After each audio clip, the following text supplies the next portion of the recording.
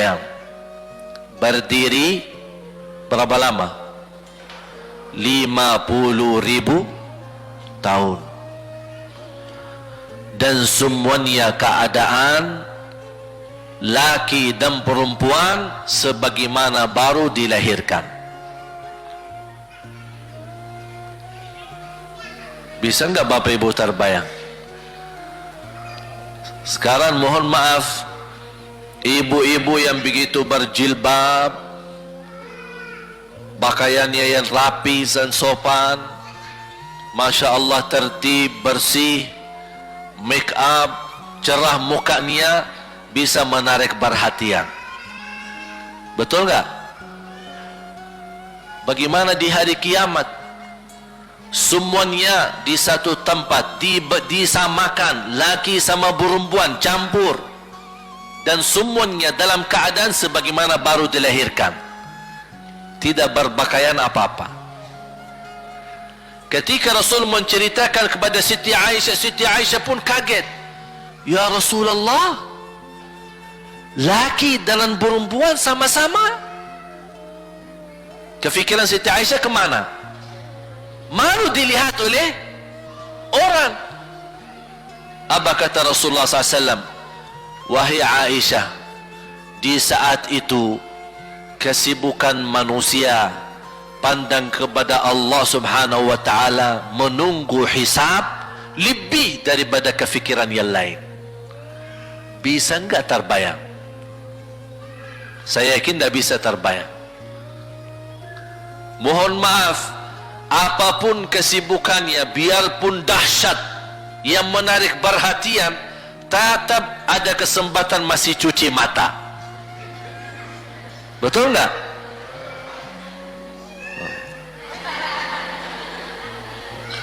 Tapi kalau di hari kiamat beda keadaannya. Apapun yang saya jelasin tidak akan mungkin Bapak Ibu bisa bayangkan, karena itu bukan dahsyat lagi, tapi di luar batas kemampuan kita. Makanya Siti Aisyah sebagai manusia wajar kalau terkejut. Ya Rasulullah, kami dan laki-laki sama-sama. Rasul maklumi fikiran Siti Aisyah sebagaimana memaklumi fikiran kita yang sama. Tapi ternyata kalau di sana beda. Makanya di saat itu belum lagi matahari didekatkan. Disebut dalam hadis mil, 1 mil. Di dalam satu hadis 1 mil adalah, kalau untuk gelang mata itu kan berapa ukurannya? Berapa senti ya? Sangat kecil. Betul? Kalau dalam bahasa Arab itu namanya mil. Berarti ukuran nanti di hari kiamat kita berdiri 50.000 tahun dan mataharinya dekat seperti ini. Di riwayat mil bukan yang itu maksud, tapi adalah ukuran perjalanan 1 mil. Kira-kira 1 mil cukup jauh? Sama, kurang lebih berapa kilo? 1,5 kilo? Ya, kurang lebih 1,5 kilo. Sekarang jutaan kilometer kita merasa panas. Sudah ada AC, sudah ada kipas, sudah ada ujang, sudah ada ini, tapi merasa begitu panasnya. Itu jutaan kilometer. Bagaimana kalau 1,5 kilo? Makanya Rasul menggambarkan nanti di hari kiamat, yang biasa di dunia kalau kita keringat dari atas ke, kalau di hari kiamat terbalik, keringat kita dari bawah ke atas. Ini tergantung dosa kita. Kata Rasulullah, ada yang keringatnya sampai ke mata kaki, ada yang sampai ke lutut, ada yang sampai ke paha, ada yang sampai ke perutnya, ada yang sampai ke dadahnya, ada yang sampai ke lehernya, bahkan ada yang sampai merasa sudah sesak nafas, ingin melamatkan diri supaya tidak tenggelam di dalam keringatnya sendiri.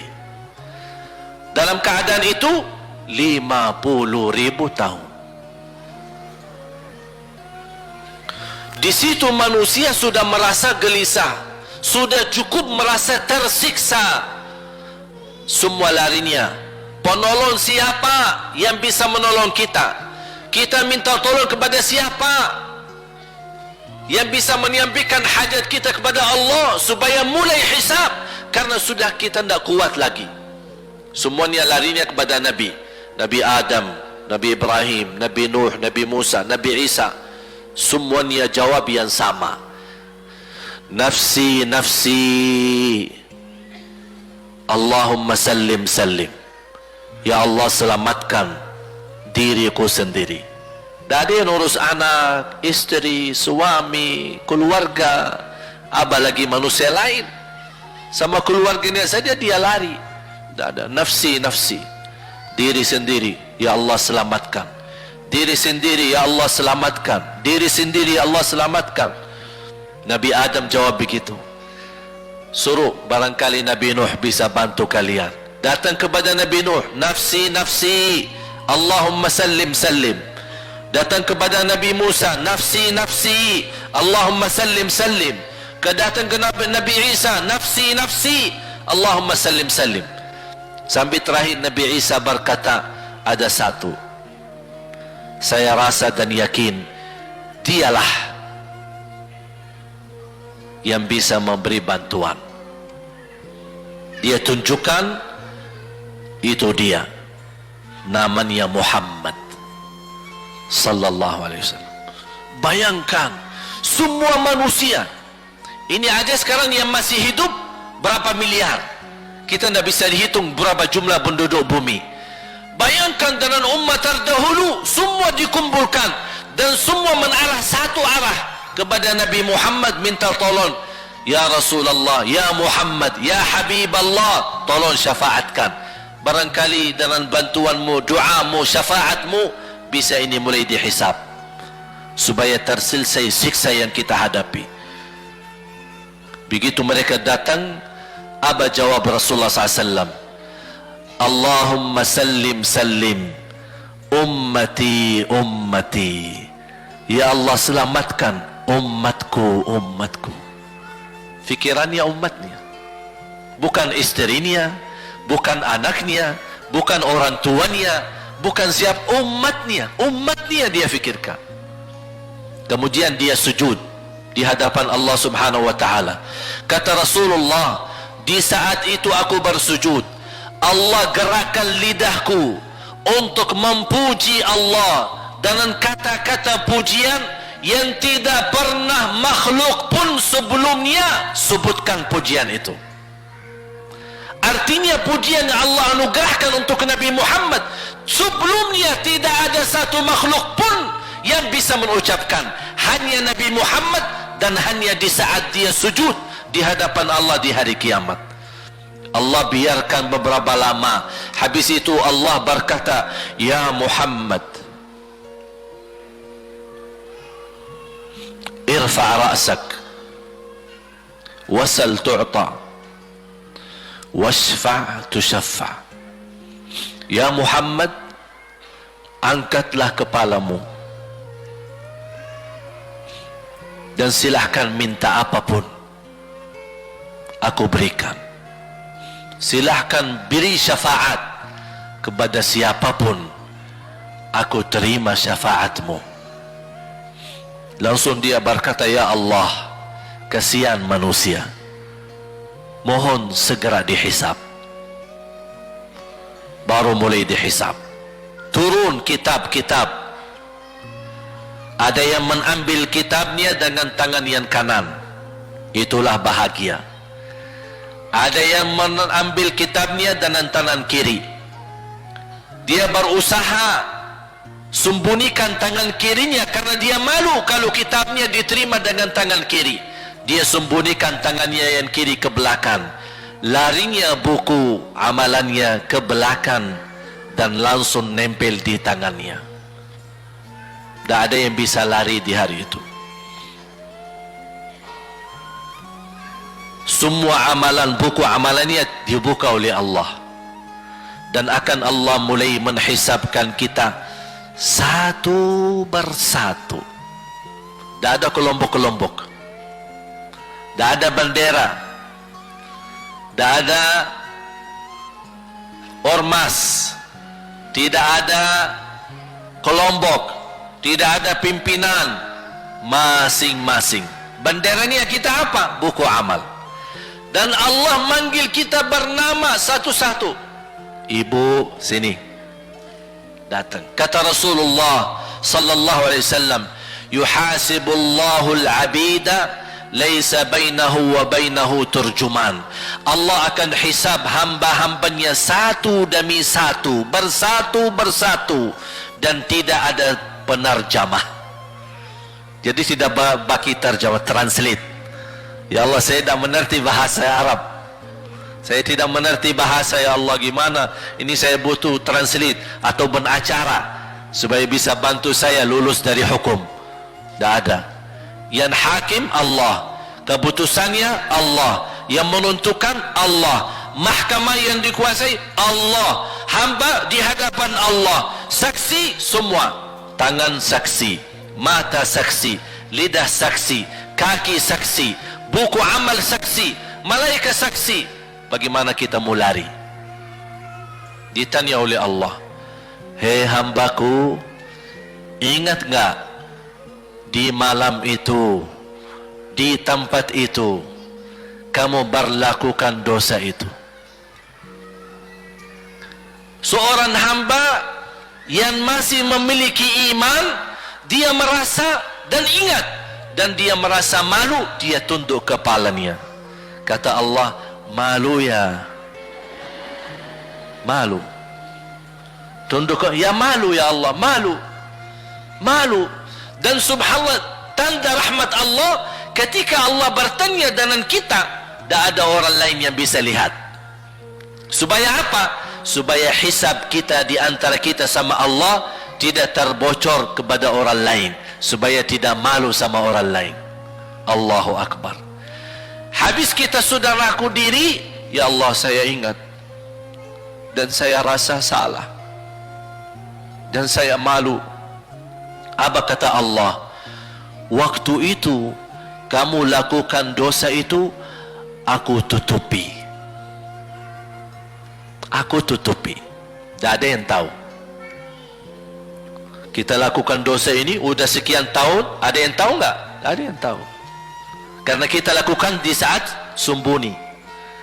Kata Allah, di saat itu kamu lakukan dan kamu tahu itu dosa, tapi aku tutupi supaya kamu jangan menjadi malu di depan keluarga atau di depan sahabat.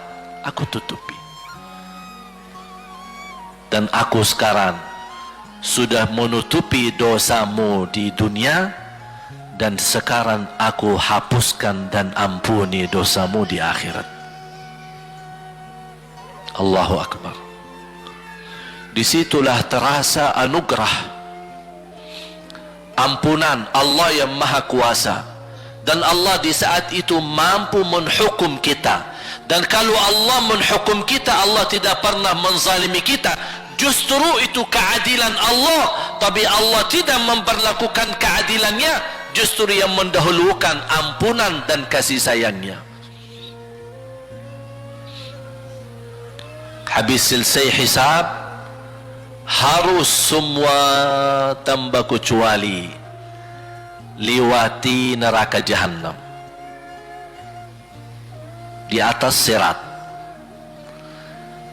Sirat yang panjang, yang kejam seperti pedang, yang tipis sampai tidak bisa dilihat oleh mata.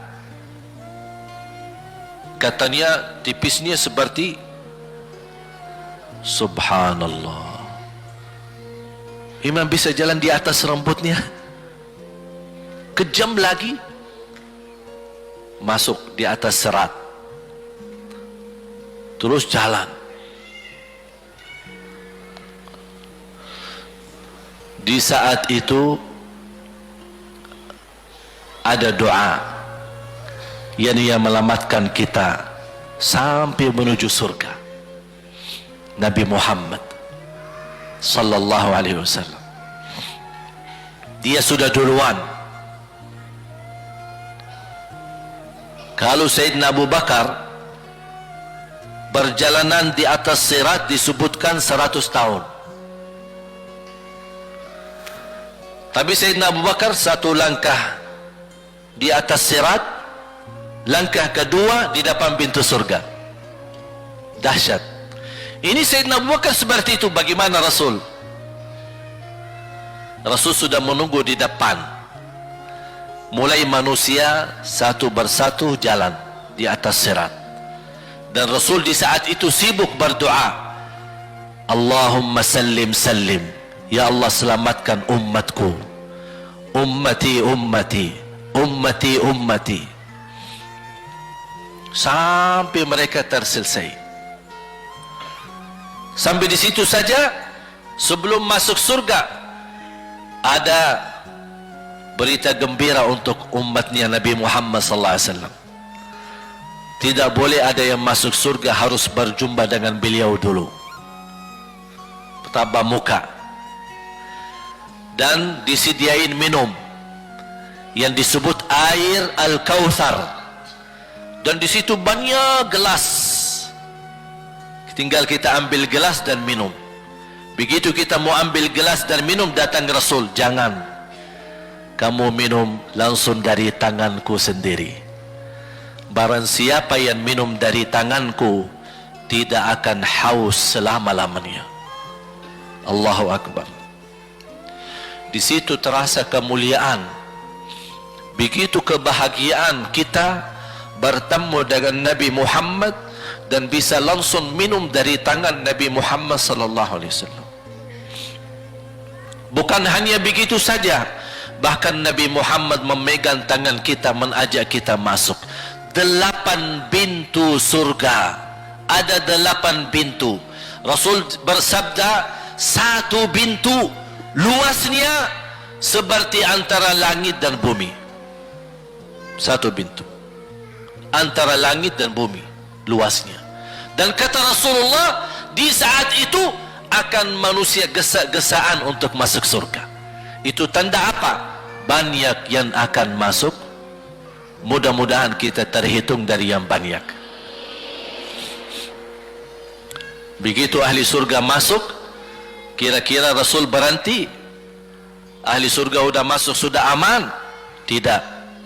Rasul balik lagi, keluar dan menuju dari langkah sirat yang pertama, melihat ada enggak ternyata ada di antara umatnya yang tersisa, yang dosanya terlalu banyak, gesa-gesaan di jalan, merangkak di jalan sampai jatuh di dalam neraka. Rasul mana mereka? Masuk ke neraka. Kata Allah subhanahu wa ta'ala, melihat keadaan Nabi Muhammad SAW, apa yang dibutuhkan lagi? Kata Rasul, ya Allah, saya tidak akan puas masuk surga sampai hamba-hambamu yang ada di neraka, umatku, diselamatkan. Allah subhanahu wa ta'ala mengizinkan Nabi Muhammad keluarkan dari neraka. Dia keluarkan. Sudah cukup ya Nabi Muhammad? Tidak cukup ya Allah, masih ada lagi. Diambil lagi, dikeluarkan, diambil lagi, dikeluarkan. Artinya dari umat Nabi Muhammad yang masih banyak dosanya, yang masih banyak kelewatannya sama Rasulullah, yang tidak pantas memberi kemuliaan kepada Rasulullah SAW, dapat pula syafaatnya Nabi Muhammad. Yang tidak pernah memberi tanda sayang dan cinta kepada Rasul, dapat rasa sayang dan cinta Nabi Muhammad SAW.